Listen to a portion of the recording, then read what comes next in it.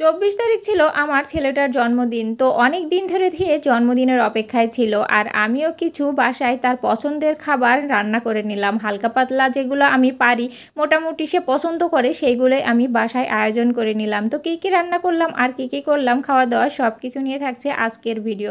তো hello everyone, আসসালামু আলাইকুম। সবাই কেমন আছেন? আশা করি সবাই আল্লাহর রহমতে অনেক ভালো আছেন। আমিও আলহামদুলিল্লাহ অনেক ভালো আছি। তো এখানে দুপুরের পর থেকেই আমি রান্নাবান্নাটা শুরু করে দিয়েছি, কারণ সব কিছু একা হাতে করব, এই কারণে ভাবছি একটু আগেই রান্নাটা করি। আর সন্ধ্যার দিকে আমার বোন আসবে, আর পাশে আমার বোন থাকে, এ কারণে ওকে বলেছিলাম। তাছাড়া তেমন কাউকেই বলিনি, কারণ সেরকম কোনো অনুষ্ঠান না, শুধুমাত্র নিজেরাই একটু খাওয়া দাওয়া করব।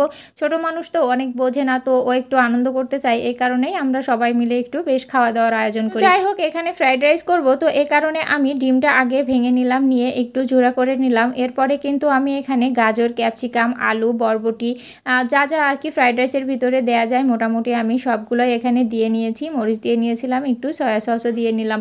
হাতের কাছে যেগুলো ছিল আমি সেই সব উপকরণ দিয়েই কিন্তু আমি এই ফ্রাইড রাইসটা করি। মাশাআল্লাহ ভালোই হয় খেতে, সবাই মোটামুটি প্রশংসা করে। কারণ হচ্ছে এটা বাইরের খাবারের থেকে বাসায় মনে হয় স্বাস্থ্যকর, আমার কাছে মনে হয়। তো এখানে আমার একটু সসেস ছিল, তো সসেসটাও আমি একটু কেটে দিয়ে নিলাম। আমার কাছে যেগুলো উপকরণ ছিল আমি সেগুলো দিয়ে রান্না করে নিলাম। তো এখানে আমি ডিমটা যে আগে ঝুড়ো করে নিয়েছিলাম সেটাই আমি একটু দিয়ে আগে নাড়াচাড়া করে নিচ্ছিলাম।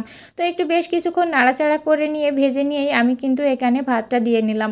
আর ভাতটা অনেকটা ঠান্ডা করে নিয়েছিলাম, কারণ ভাত ঠান্ডা না হলে কিন্তু অনেক লেগে যায়। তো এ কারণে আমি ভাতটা ঠান্ডা করে নিয়ে এবার কিন্তু মিশিয়ে নেব সব কিছু একসাথে। আমার ছেলেটা fried rice, chicken fry, burger, momo এগুলো কিন্তু বেশি পছন্দ করে। তার বাইরের এই খাবারগুলো কিন্তু বেশি পছন্দ সব সময়ের জন্য, বাইরে গেলেই সে এগুলো অর্ডার করে খায়। তো আমি এগুলো ঘরে ট্রাই করার চেষ্টা করি বানানোর। তো যাই হোক, এবার আমরা চলে আসলাম রান্নাটা শেষ করে। আমি একটা পিৎজা বসিয়ে চলে এসেছি, কিন্তু বাইরে এসেছি আমি কেক নিতে। এখানে কেক পাঠাচ্ছে, তো আমি সেখানে কেক নেওয়ার জন্য ওয়েট করছিলাম। এদিকে আকাশে দেখি প্রচুর পরিমাণ মেঘ হয়েছে, ভাবছি এই বোধহয় বৃষ্টি নামবে, খুব টেনশনও হচ্ছিল। যাই হোক, কিছুক্ষণ পরে কিন্তু কেকটা হাতে পেয়ে গেলাম। আর কেকটা হাতে নিয়ে বাসায় এসে দেখি আমার পিৎজাটা অলমোস্ট রেডি হয়ে গেছে। এখানে আমি চিকেন ফ্রাইটাও কিন্তু এর ভিতরে করে নিয়েছি। আর সব কিছুর ভিডিও করতে গেলে অনেক দেরি হয়ে যায়, তাই ওইগুলোর ভিডিও আর করা হয়নি। তো যাই হোক, এখানে আমার ফ্রাইড রাইসটা দেখেন অনেক সুন্দর হয়েছিল, আমি ওটা ঢাকা দিয়ে রেখেছিলাম। এখানে সব কিছুই নামিয়ে নিচ্ছিলাম, কারণ সন্ধ্যা হয়ে গেছে অলরেডি, আমার বোনদেরও আসার সময় হয়ে গেছে। তো ভাবছি সব কিছু একটু সেট করে নিই। তো এখানে আমি কেক অর্ডার করেছিলাম চৌগাছা ফুড কর্নার থেকে। চৌগাছা ফুড কর্নার থেকে আমি বরাবরই কেক অর্ডার করে থাকি, কারণ এখানকার কেক আমাদের বাসার সবাই খুব পছন্দ করে, এত ভালো লাগে সবার। তো অনেস্ট রিভিউ পাবেন ইনশাল্লাহ, সেটা আমার ছেলের মুখ থেকেই আমি দিয়ে দিব। আর এটা হচ্ছে চৌগাছা ফুড কর্নার, ওনার শিমুজাহান আপুর ফোন নাম্বার। যদি আপনারা কেউ অর্ডার করতে চান অবশ্যই আপনারা ফোন দিয়ে তার সাথে যোগাযোগ করে নিতে পারবেন। আর এখানে কিন্তু চকলেট আর ডোনাটটা কিন্তু ছেলের জন্য গিফট হিসেবে পাঠিয়েছে। যাই হোক, এখানে সন্ধ্যা হয়ে গিয়েছে, ছেলের বাবা চলে এসেছে, সাথে আমার বোনের মেয়ে, ওরা সবাই চলে এসেছে। তো ভাবছি এবার কেকটা কেটে নিই, কারণ সেও আর অপেক্ষা করতে পারছে না কেক খাওয়ার জন্য, কখন সে কেক খাবে। তো এখানে তার স্পাইডারম্যান থিমের কারণে তার গিফটও স্পাইডারম্যান, এদিকে সে ড্রেসও পরেছে কিন্তু স্পাইডারম্যান। মার্শাল্লাহ, সবাই মিলে কেকটা কেটে নিচ্ছিলাম। অবশ্যই দোয়া করবেন আমার ছেলের জন্য।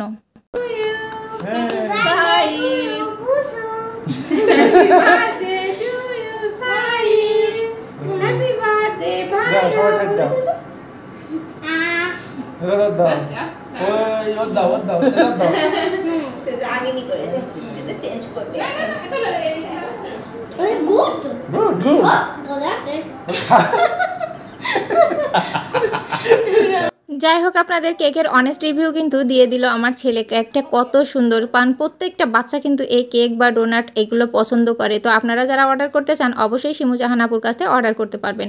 তো এখানে আমি সবার বেঁচে থাকা খাবার খেয়ে নিয়েছিলাম। সবার খাওয়া দাওয়া শেষ হয়ে গেলে এখানে বাচ্চারা রেখে দিয়েছে, যেগুলো খায়নি সেগুলোই আমি খাচ্ছিলাম, কারণ জানি এগুলো নষ্ট হয়ে যাবে, আর নষ্ট করতে একেবারেই ভালো লাগে না। তো ভাবলাম এইগুলোই আমি খেয়ে নিই।